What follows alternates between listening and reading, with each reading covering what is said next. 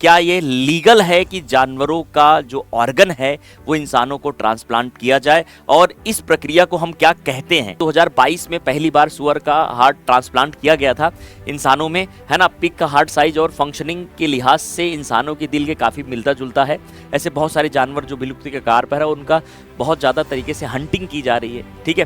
तो उन सब को रोकने के लिए हमारे वाइल्ड प्रोटेक्शन एक्ट भी काम कर रहा है।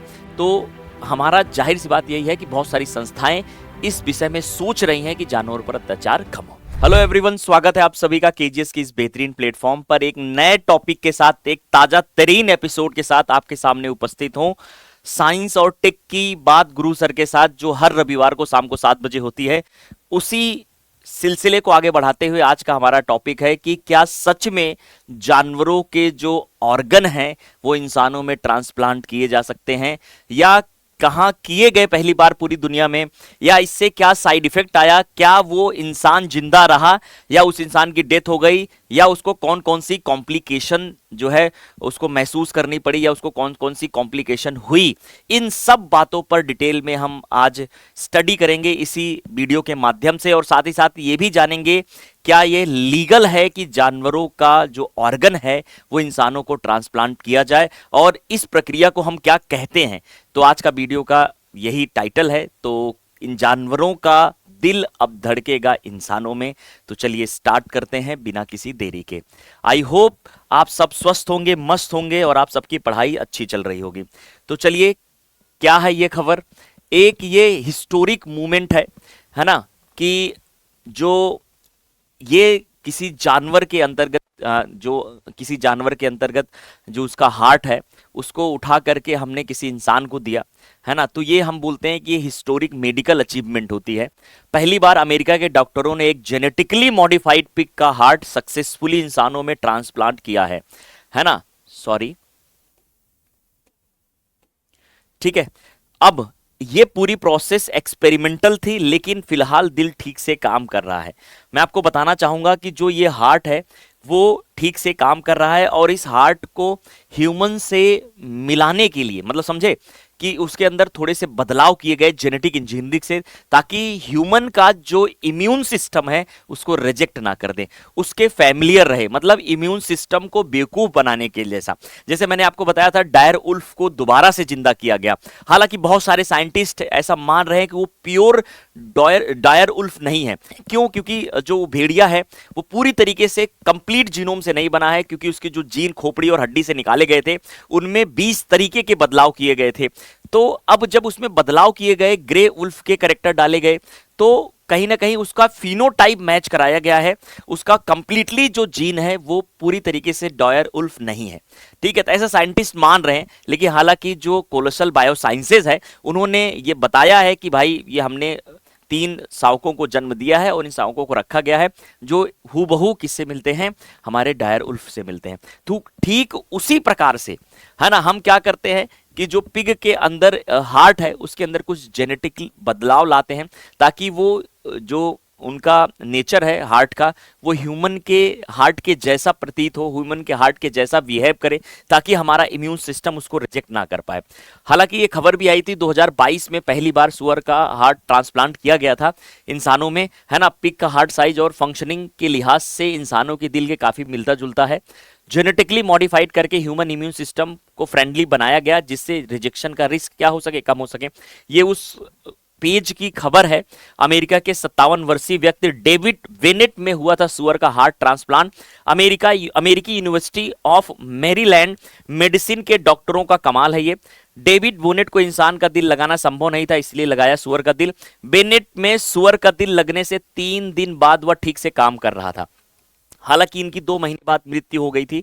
तो कहीं ना कहीं 2 ढाई महीने 3 महीने अगर कोई इंसान जिंदा रहता है तो कहीं ना कहीं भविष्य के लिए एक बहुत बड़ा कह सकते हैं संकेत हो सकता है कि हम इस पर और काम करें और इसको बहुत अच्छे से पॉसिबल बनाया जा सके।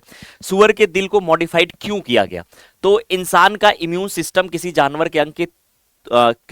के अंग को तुरंत अस्वीकार कर देता है, इसलिए सुअर के डीएनए को जेनेटिकली इंजीनियरिंग से बदला गया, ताकि इंसान के भीतर शरीर में अंग को स्वीकार कर लिया जाए और हृदय कोशिकाएं इम्यून सिस्टम को गुमराह कर सके और अंग ज्यादा समय तक कार्य करे।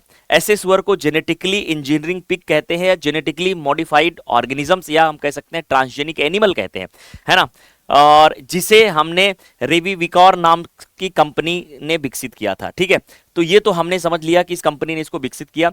आगे बात करते हैं इतिहास में पहली बार ये कब हुआ था, तो मैंने बताया 7 जनवरी 2022 को हुआ था।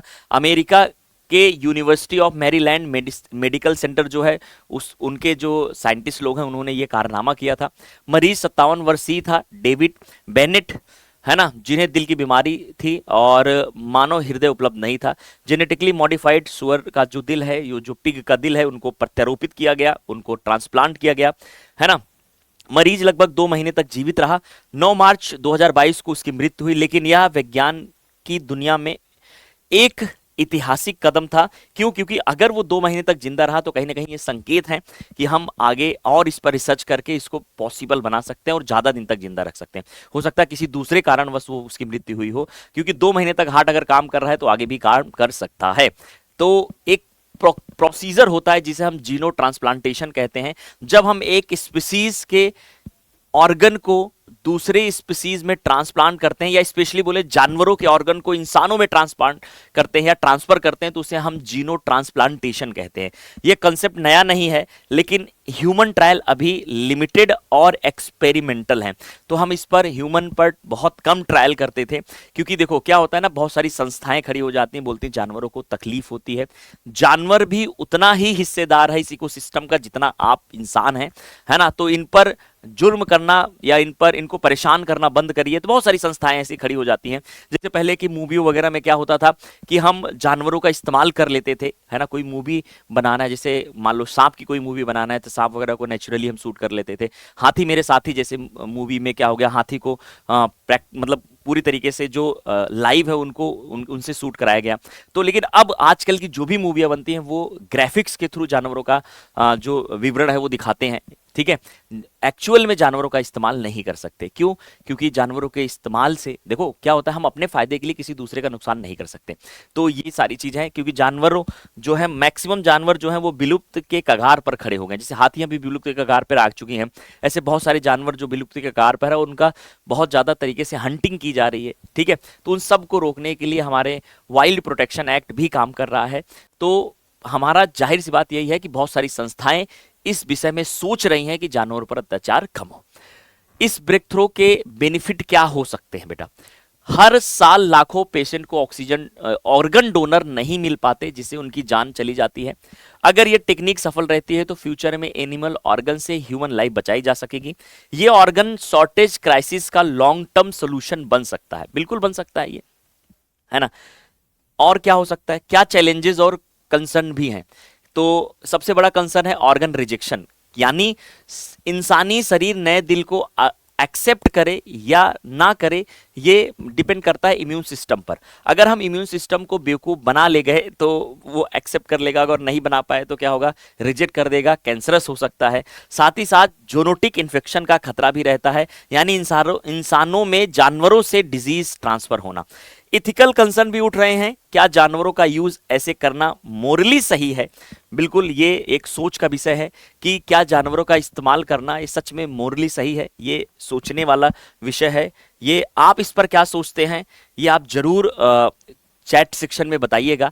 हालांकि आगे चलते हैं, मेडिकल टर्म में क्या और चीजें कही जाती हैं। डॉक्टर का कहना है कि यह ट्रांसप्लांट अभी एक्सपेरिमेंटल फेज में है। पेशेंट की कंडीशन फिलहाल स्टेबल है और दिल पूरी तरीके से काम कर रहा है। हम किसकी बात कर रहे हैं? ये जो संकेत आए थे, ये जो बात लिखी गई है, वो जो पहली बार पिग का हार्ट किसी इंसान के अंदर वेनेट के अंदर ट्रांसफर किया गया था, तो वो उनकी बात की जा रही है। हालांकि वो 2 महीने बाद उनकी डेथ हो गई थी। अगर अगले कुछ हफ्ते कुछ अच्छे जाते हैं तो ये एक पाथ ब्रेकिंग एडवांसमेंट मानी जाएगी, ठीक है। हालांकि ये मतलब सक्सेसफुल रहा और 2 महीने बाद उस पेशेंट की डेथ हुई।